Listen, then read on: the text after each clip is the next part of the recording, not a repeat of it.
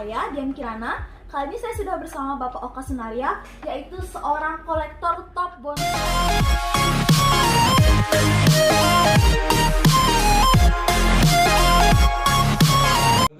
Nah, untuk bab berikutnya itu materi kita adalah teks cerita inspiratif. Di teks cerita inspiratif ini sama anak ya, tetap pembelajaran saya berbasis proyek ya anak. Dan di sini ada diferensiasinya. Proyek yang saya harapkan itu adalah bisa berupa podcast, yang kedua bisa berupa tulisan profile, yang terakhir bisa tulisan wansus, wawancara khusus. Seperti apa nanti wujud ya ketiga proyek itu, nanti kan saya beri masing-masing penjelasan, dan ini opsional. Bisa perorangan, bisa berkelompok, tapi perkelompoknya maksimal 3 orang. Pilih salah satu. Kalau kalian passionnya di podcast, silakan garap dalam bentuk podcast. Kalau lebih senang ke menulis profile, silakan tulis dalam bentuk tulisan profile. Kalau lebih senang ke wawancara khusus, silakan pilih wansus. Seperti itu. Semua sumber ini adalah narasumber. Kalian nanti harus punya narasumber. Prosesnya sama semua. Di situ spiritnya harus ada berwawancara, interview. Karena itulah kalian harus sejak awal harus nanti memiliki narasumber. Nah, apa yang harus kalian lakukan untuk bisa menyelesaikan opsional project yang ditawarkan di slide tadi ya, dari 3 itu ya. Yang pertama ya, tentu anak-anak harus menentukan narasumber, harus ada dulu aktivitas ini, observasi awal. Anak-anak harus berwawancara secara kasar dulu dengan narasumber ini. Setelah itu baru kita bisa menimbang kelayakan kisahnya. Wah, dari obrolan saya tadi kayaknya orang ini punya kisah yang menarik, inspiratif, yang layak akan saya jadikan narasumber. Ini observasi awal, wawancara kasar, kalian menimbang-nimbang, akan kalian cari nanti namanya goal kisah. Apa kisah paling menarik dari orang yang kamu wawancara itu? Caranya gampang nanti.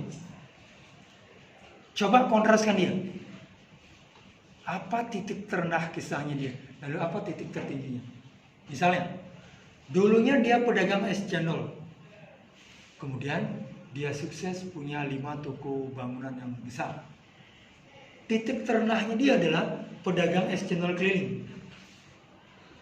Sedangkan puncaknya punya toko bangunan 5 sampai 5 cabang. Itu titik tertingginya. Itulah yang menurut kita goal kisahnya dari orang itu. Sekaligus akan kita jadikan angle. Angle itu adalah sudut pandang tulisan nanti. Sebagai start untuk kita memulai nanti. Kalau kita sudah tahu goal kisahnya, kita akan gampang memulai nanti. Itu rahasia. Setelah kalian sudah dapat goal kisah dari narasumber itu, dan kalian sudah memutuskan orang itu akan menjadi narasumber, maka langkah berikutnya adalah membuat daftar pertanyaan. Daftar pertanyaan itu harus berkarakter investigatif. Contohnya kayak gini. Sebelum sukses sekarang, dulu Bapak adalah penjual es cendol keliling. Tapi sekarang punya toko bangunan 5. Itu gimana ceritanya? Itu yang kalian jadikan perspektif, angle dulu. Dari situlah kemudian nanti ada pertanyaan-pertanyaan sifatnya lebih menginvestigasi, lebih spesifik. Berangkat dari titik rendah tadi itu, pedagang es cendol keliling punya toko bangunan 5. Berangkat dari itu. Ya, itu titik pandangnya awal kita. Untuk kita korek lebih dalam, investigasi lebih dalam ke pertanyaan berikutnya. Ya, langkah berikutnya adalah membuat daftar pertanyaan. Anak buat daftar pertanyaan, nanti anak-anak akan konsultasi dengan Bapak. Pak, kalau narasumber saya begini, goal kisahnya seperti ini, daftar pertanyaan saya daftar pertanyaan saya kayak gini gimana Pak? Nanti kita juga floorkan dengan teman-teman.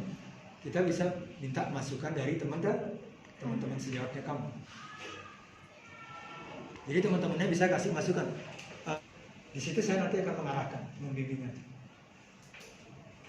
Supaya kualitas daftar pertanyaan kalian bagus sebelum kalian nanti berwawancara hari-H dengan narasumber. Maksud strategi juga kita omongin. Kan kemarin Pak sempat bilang kalian mencari narasumber orang yang marginal, orang-orang yang hidupnya marginal. Itu kan butuh strategi.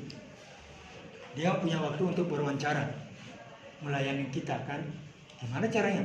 Supaya kita bisa mewawancarai dia, menjadikan dia narasumber. Itu ada strategi. Nah, itu kita akan konsultasikan di bagian konsultasi. Setelah sudah oke ya, narasumbernya udah oke, daftar pertanyaan udah oke, kita konsultasikan sudah oke, tinggal menentukan atau perjanjian waktu wawancara dengan narasumber. Kapan kira-kira si narasumber bisa kita ajak wawancara? Catat. Dan jangan lupa konfirmasi. Kalau misalnya lagi 3 hari, setidaknya -1, -2 konfirmasi lagi ke pihak narasumber supaya dia ingat hubungi lewat WhatsApp atau apa ya, terserah ya. Sampai di situ kira-kira? Ada pertanyaan? Belum. Udah ada? Belum ya? Belum. Nah, kita lanjut ke langkah kedua. Setelah kalian sudah melakukan MOU, perjanjian dengan narasumber, maka langkah kedua adalah kalian berwawancara dengan narasumber. Kalau kalian wawancara lewat dengan podcast ya harus direkam. Proses wawancara kalian harus direkam. Kalau kalian memilih OneSource atau profil, direkam boleh, divariasi, ditulis juga boleh, dicatat. Kan itu nanti disajikan dalam bentuk bahasa tulis. Ya. Setelah wawancara, kalian cross check lagi data hasil wawancara. Pasien lagi data wawancara ke pihak yang bersangkutan, betul nggak nih data-datanya? Supaya nggak ngawur nanti komplain ya. Oke ya. Nah, yang ketiga, udah menulis hasilnya, hasil wawancara dalam bentuk profil atau OneSource, atau merekam hasil wawancara kalau kalian memilih podcast. Terakhir, proses editing tulisan atau video. Kalau podcast, videonya yang diedit. Kalau profile atau OneSource, tulisannya yang diedit. Narasumber yang saya rekomendasiin, satu yang utamakan dulu orang-orang marginal. Ya, parkir, ojol ya, bisa tukang bangunan, bisa penjual yang keliling ya, bakso keliling apa kayak, bisa pengusaha kuliner yang kecil, dagang tempat santo, rujak misalnya, yang kecil-kecil. Nah, seandainya kalian kesulitan, saya kasih opsi yang kedua. Kalian boleh wawancara mencari narasumber anggota keluarga, entah bapakmu, ibumu, bibimu, tantemu, ommu, kakekmu, nenekmu kalau masih ada. Mereka pasti punya kisah-kisah yang menarik seperti anak-anak.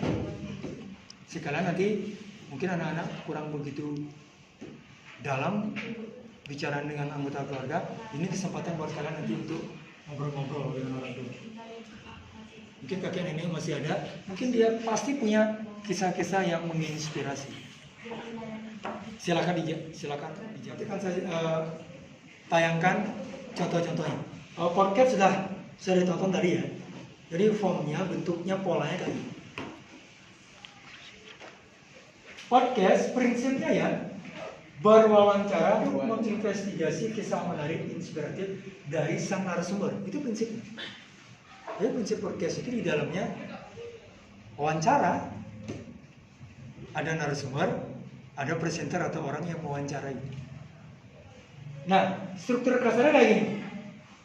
Kalau kalian buat podcast, pertama setidaknya ada pembuka dulu. Ada salam, ada perkenalan diri kamu sebagai presenter ya yang mewawancarai. Lalu ada perkenalan narasumber, jangan lupa. Nah terus, kalian harus menyampaikan sekilas tentang goal kisahnya. Narasumber itu siapa sih? Apa kisahnya yang menarik? Nah itu disampaikan secara global di awal. Lalu lagi, kan kalian udah kenal, samping saya sudah duduk. Pak siapa dikenali, beliau adalah pengusaha sukses, pemilik toko bangunan 5.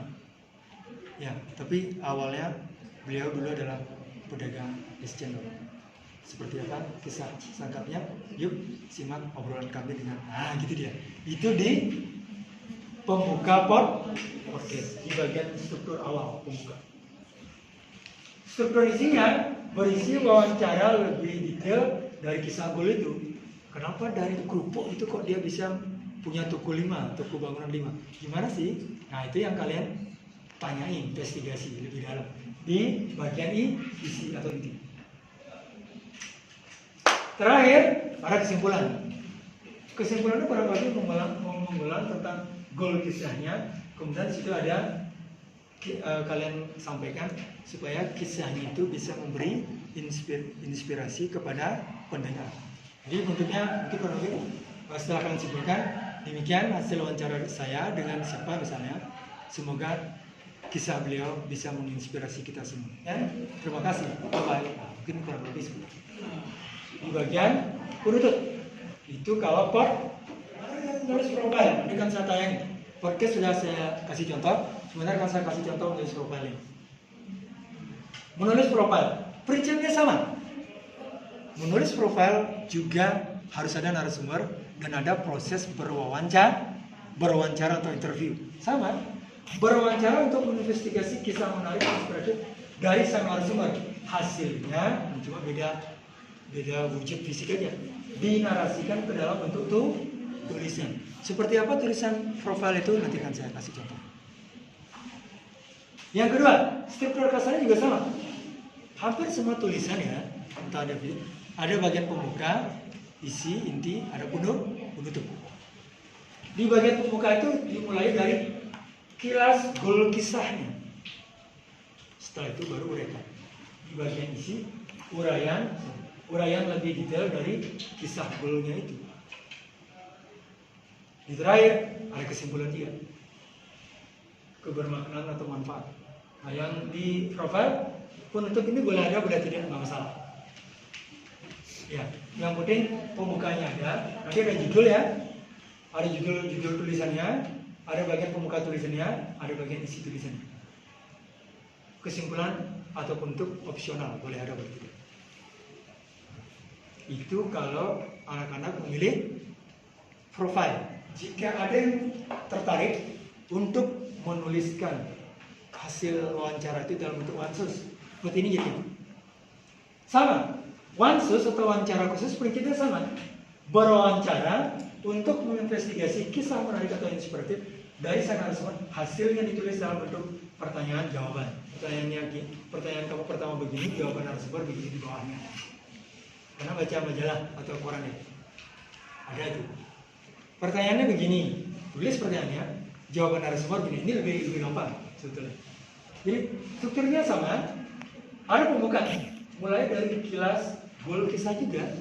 Apa kisah menarik secara umum dari dia itu disampaikan dulu di awal, lalu dilanjutkan dengan di bagian isi. Pertanyaan pertama apa, keduanya jawabannya apa, pertanyaan keduanya apa, jawabannya apa, dan seterusnya. Jadi berisi daftar pertanyaan investigasi, goal kisah, beserta jawabannya. Pertanyaan, jawaban, pertanyaan, jawaban. Nah, ada penutup juga. Penutup ini juga opsional. Mau ada, mau tidak, nggak apa-apa. Sebentar, akan saya tayangin seperti apa tulisan profile itu.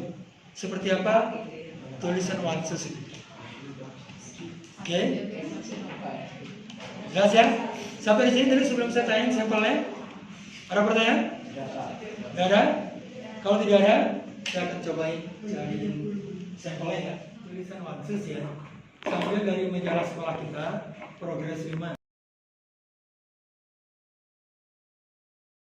Karya wisata 2019 paling sukses dan spesial. Apa goal kisahnya di situ? Karya wisatanya dianggap paling spesial. Mengkombinasikan antara kegiatan religi dan adventure. Dua itu yang belum pernah terjadi dalam karya wisata sebelumnya. Maka itu akan menjadi goal kisah. Itu ada di depan ya. Di pembuka.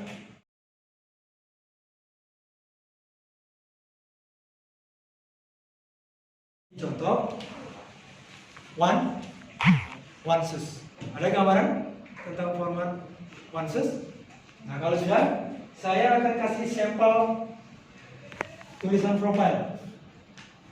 Kalau dia profile, harus ada nama lengkap paling atas sudah ada. Siapa nama lengkapnya? Nah, ini nama lengkapnya saudara semua. Ikadet Dipta Pramarta Supanca.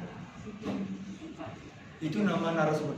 Tulisan profil itu pertama sebelum judulnya itu harus ditulis nama lengkap, baru judulnya. Ini judulnya. Pinjam sepatu tetangga kini berprestasi internasional.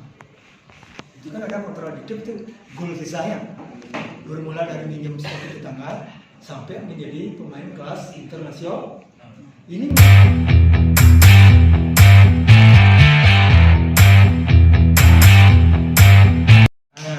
sekarang kalau udah ada gambaran, saya kira-kira mau pilih yang mana nih? Podcast, profile, atau OneSUS?